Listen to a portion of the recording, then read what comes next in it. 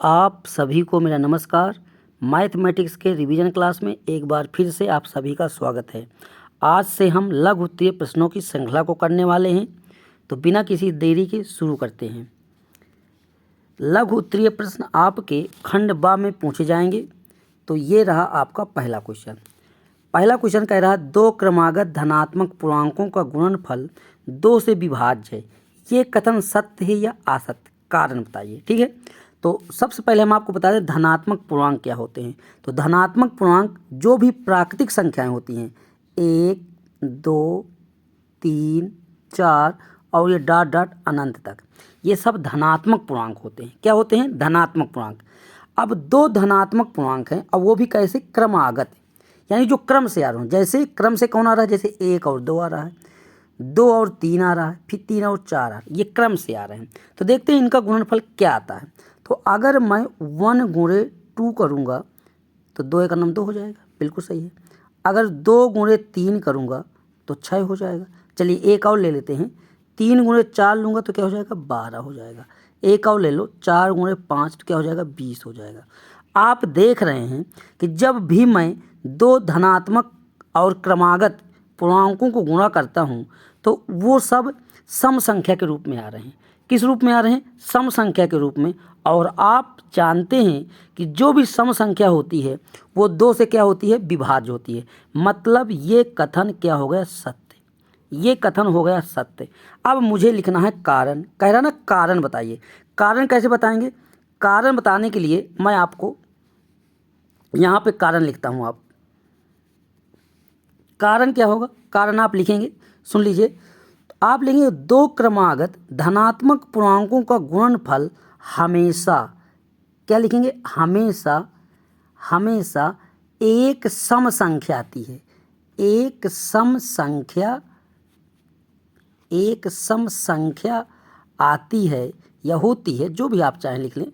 सम संख्या आती है, इसलिए यह 2 से विभाज्य होगी। ठीक है, और ये कथन सत्य है। यही आपको कारण लिख देना। उम्मीद करता हूँ ये पहला प्रश्न आप समझ गए होंगे।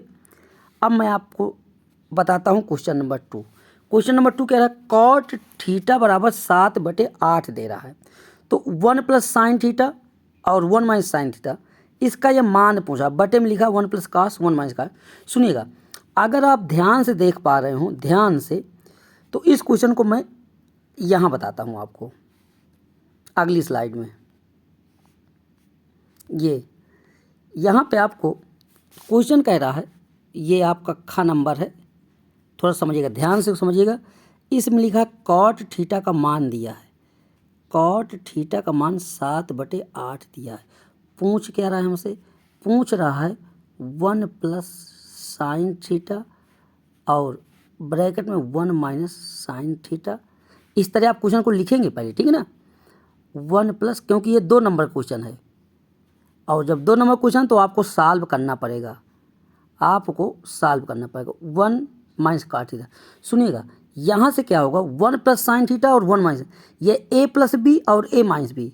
क्या होता है? ए प्लस बी, ए माइनस बी, ए स्क्वायर माइनस बी स्क्वायर। तो ये हो जाएगा 1 का स्क्वायर मतलब 1, और साइन का स्क्वायर मतलब साइन स्क्वायर थीटा। कोई दिक्कत? कोई दिक्कत नहीं। इस तरह बनेगा 1 प्लस कास 1 माइनस काट, तो ये होगा 1 माइनस कास स्क्वायर थीटा।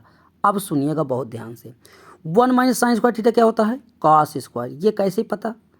ये कैसे पता? यहाँ बताता हूँ। एक आपने पता था sine square theta plus cos square theta बराबर क्या होता है? 1 होता है ना?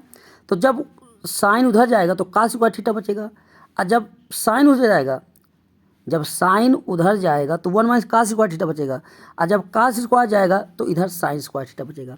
तो 1 माइनस साइन स्क्वायर थीटा हो गया कास स्क्वायर थीटा, और 1 माइनस कास क्या हो गया? ये हो गया साइन स्क्वायर थीटा। यहाँ तक समझ में आ गई? हाँ, यहाँ तक समझ में आ गया। इसको मैं अब हटा दे रहा हूँ। ठीक है, अब सुनिएगा ध्यान से, फिर समझिएगा। अब ये लिख गया, हम इसको लिख सकते हैं कास थीटा बटे साइन थीटा का होल स्क्वायर। अच्छा, ये क्या होता है? कास थीटा बटे साइन थीटा। आपने पढ़ा है टैन थीटा बराबर होता है साइन थीटा बटे कॉस थीटा। तो टैन का उल्टा क्या होता है? कॉट। तो कॉट क्या होगा? कॉट होगा कॉस थीटा बटे साइन थीटा। समझ रहे हैं, ये मैं आपको याद दिलाते रहा हूँ। तो यहाँ से आ जाएगा कॉट थीटा का होल स्क्वायर। अच्छा, कॉट थीटा का मान कितना दिया, 7/8। कितना दिया है, 7/8। मैं इसको फिर यहाँ से हटा रहा हूँ और यहाँ पे कॉट थीटा की जगह लिखता हूँ 7/8। ठीक, तो इसका स्क्वायर हो जाएगा, तो क्या हो जाएगा, 7×7 = 49, 8 64। ये आपका आंसर आ जाएगा। ठीक, 2 नंबर क्वेश्चन आप इसी तरह से सॉल्व करेंगे। ठीक है, बिल्कुल ठीक है।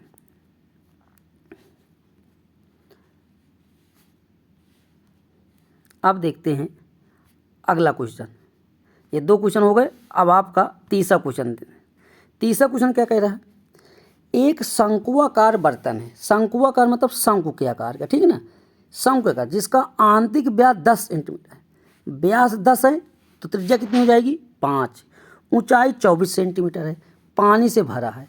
पानी को एक बेलनाकार बर्तन जिसका आंतरिक व्यास 20 सेंटीमीटर है, व्यास दिया है। बेलनाकार पात्र में पानी की ऊंचाई बताना है हमको। क्या बताना है, यहाँ पे ये क्वेश्चन कटा हुआ है, इसकी पानी की ऊंचाई बताना है हमको। ऊंचाई ज्ञात करना है। क्या ज्ञात करना है, ऊंचाई ज्ञात करना है। चलिए देखते हैं कैसे ज्ञात करना है। अब मैं बताता हूँ, एक बात आपको बता देता हूँ। जो शंकु होगा, क्या होगा, जो शंकु होगा तो उसका जो आयतन होगा वो होगा बेलन के आयतन के बराबर। इस बात को आप समझ रहे हैं, बिल्कुल समझ रहे हैं और समझना भी चाहिए, बिल्कुल समझ रहे हैं। देखिए, इसकी जो व्यास दिया है वो दी है 10 सेंटीमीटर और इसकी जो हाइट दी है वो दी है 24 सेंटीमीटर। कोई दिक्कत नहीं।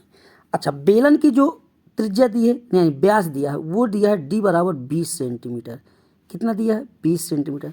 तो इसकी जो r हो जाएगी वो हो जाएगी 10 सेंटीमीटर। हमको यहाँ ज्ञात क्या करना है, यच ज्ञात करना है। किसका, बेलन का। अब ध्यान दीजिए, अब आप बहुत ध्यान से समझिएगा इस बात को। इसका जो आयतन होगा शंकु का, वही बेलन के आयतन के बराबर हो जाएगा। ठीक है ना। तो देखिएगा, शंकु का आयतन होता है 1/3 पाई r² h बराबर।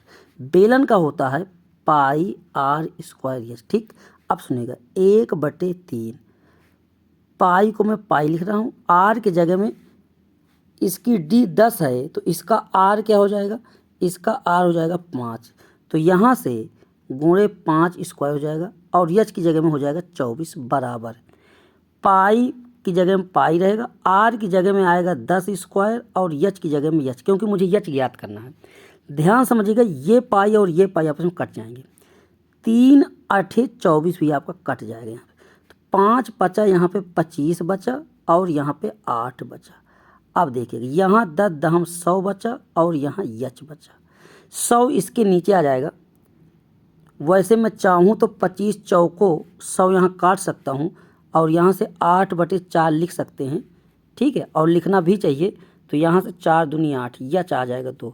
यानी पानी की जो ऊंचाई आएगी बेलन में जो पानी की ऊंचाई आएगी वो कितनी आएगी, 2 सेंटीमीटर आएगी। यही इस सवाल का आंसर है और ये सवाल इसी तरह लगाना चाहिए आपको। ठीक है, बिल्कुल ठीक। अगला क्वेश्चन देखते हैं। देखिए, बहुत ही अच्छा क्वेश्चन है।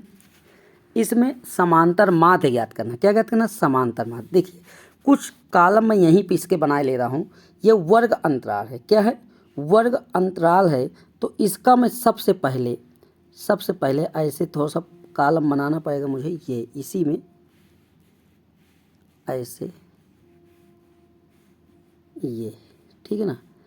सबसे पहले मुझे x निकालना पड़ेगा। क्या निकालना पड़ेगा, x। अब x कैसे निकलेगा, ये 20 10 निम्न सीमा होती है, उच्च सीमा, दोनों को जोड़ के 2 का भाग। तो 20 10 30, यहाँ 15 आ जाएगा। क्या आ जाएगा, 15 आ जाएगा। समझिएगा, यहाँ क्या आएगा, 20 5 25 आ जाएगा। ठीक है, यहाँ पे क्या आएगा, 30 5 35 आ जाएगा। यहाँ पे क्या आएगा, 45 आएगा। यहाँ पे क्या आएगा, 55 आएगा। यहाँ पे क्या आएगा, 60 5 65 आ जाएगा। ठीक, इतना आ गया।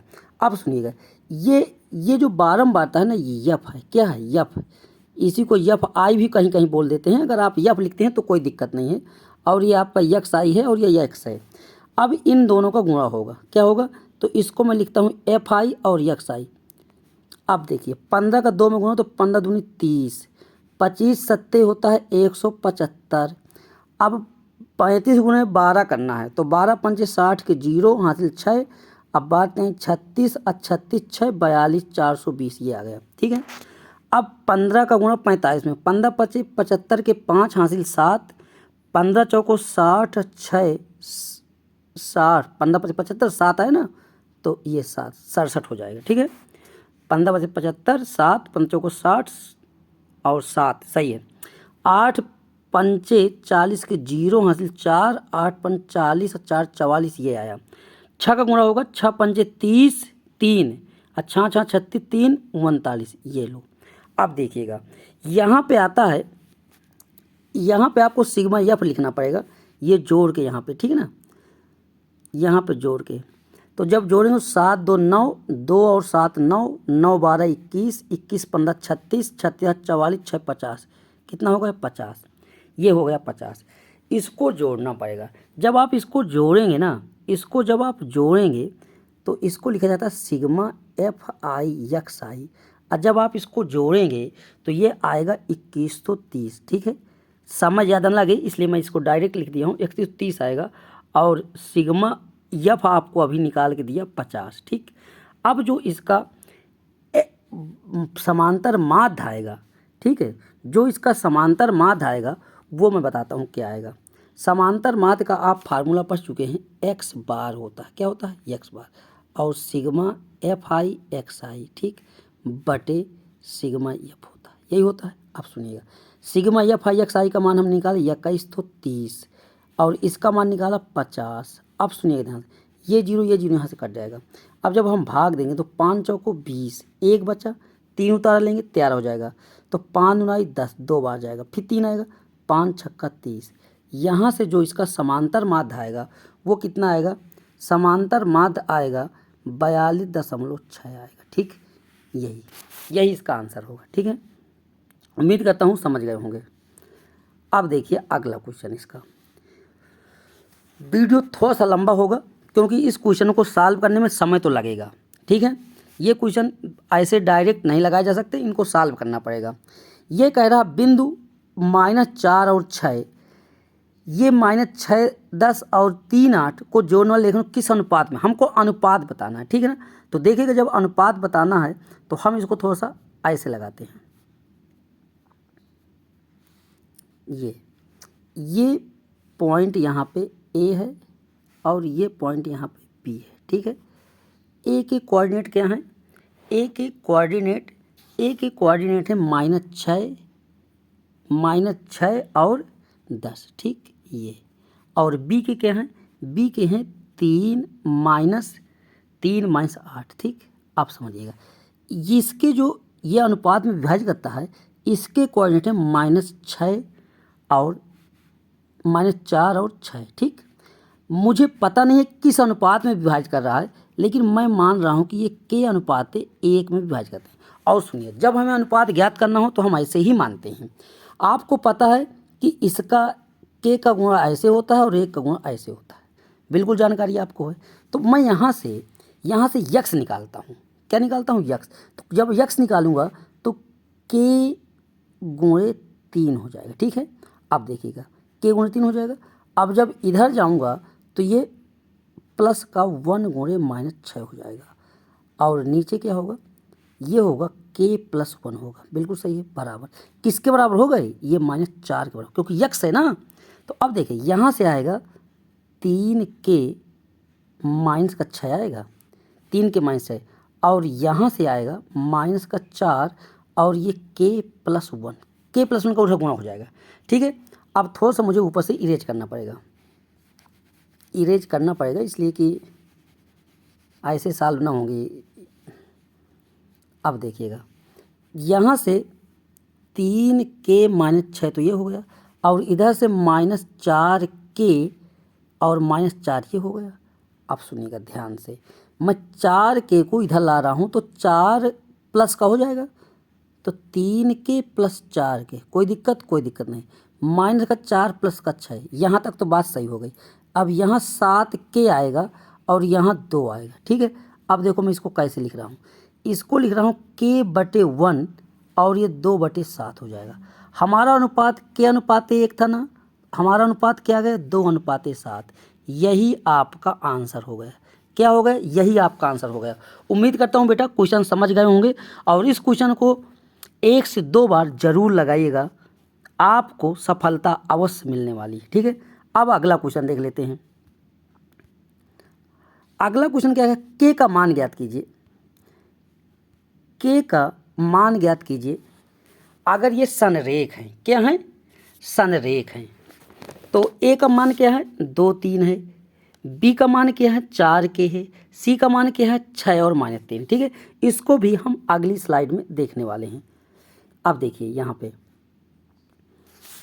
ये एक लाइन है, अब वो कह रहा है संरेख हैं। तो संरेख कब होते हैं पता है आपको, संरेख जब होते हैं जब इनका क्षेत्रफल त्रिभुज का क्या हो जाएगा 0 हो जाएगा। त्रिभुज का क्षेत्रफल क्या हो जाएगा 0, 4k हो जाएगा और ये एक बिंदु दिया है 6 - 3 दिया, ठीक है। इतनी चीज़ दी गई है। तो यहाँ से ये बिंदु A है, ये बिंदु B है, ये बिंदु C है। मैं आपको समझाता हूँ, बहुत ध्यान समझिएगा, बहुत ध्यान से। इसको मैं मानता हूँ x1, इसको मानता हूँ y1, इसको x2, इसको y2, इसको x3 और इसको y3। यहाँ तक समझ में आ गया, बिल्कुल समझ आ गया। त्रिभुज का क्षेत्रफल क्या होता है मैं उसको भी लिखे दे रहा हूँ, ये होता है 1/2। अब सुनिए x1 है, x1 के साथ क्या आता है y2 - y3 प्लस x2 के साथ क्या आता है y3 - y1 प्लस x3 के साथ क्या आता है, x3 के साथ आता है y1 - y2। यहाँ तक बात सही है, बिल्कुल सही है। और ये जब लिखेंगे तो याद हो जाएगा। अब सुनिएगा, जल्दबाजी ना करिएगा, जल्दबाजी ना करिएगा, बस थोड़ा सा एक लाइन और संभालिएगा। x1 की जगह में क्या लिखूँगा, x1 की जगह में लिखूँगा 2, लिख दिया। y2 की जगह में क्या लिखूँगा k, y3 की जगह में देखो -3 है तो +3 हो जाएगा, -3 है तो +3 हो जाएगा, प्लस x2 की जगह में क्या लिखूँगा 4, y3 की जगह में -3 और y1 की जगह में 3 माइनस का ये लीजिए, प्लस x3 की जगह में क्या लिखूँगा 6, y1 की जगह में 3 और y2 की जगह में k। कोई दिक्कत तो नहीं हुई, नहीं हुई। बहुत संभाल के इतना काम कर लेना, आपका आंसर सही हो जाएगा। 2 का 0 होगा तो पूरा 0 हो जाएगा इधर। अब देखिए 2 का गुणा k में तो 2k प्लस 6 प्लस देखिए ये 3 3 माइनस का 6 हो जाएगा, तो ये माइनस के कितने हो गए 24, 6 त्रिक 18 प्लस का माइनस का 6k। यहाँ तक कोई दिक्कत नहीं होगी। अब आपको थोड़ा सा मुझे ऊपर से इरेज करना पड़ेगा ये चीज़। वीडियो को रोकिएगा और रोकने के बाद इसको नोट करिएगा, क्वेश्चन को फिर लगाइएगा, ठीक है। देखते हैं, यहाँ तो 0 हो गया। अब देखिए 2k और 6k, तो माइनस का 4k आएगा तो इधर आएगा प्लस का 4k हो जाएगा, ठीक। इधर क्या है 24 और 18 और 6 प्लस का, यानी ये भी 24 और ये भी 24, तो यहाँ से 4k बराबर क्या होगा 0। तो k का मान क्या आएगा, k का मान आएगा 0। यानी कह रहा है k के किस मान के लिए, k के किस मान के लिए, k के किस मान के लिए ये जो है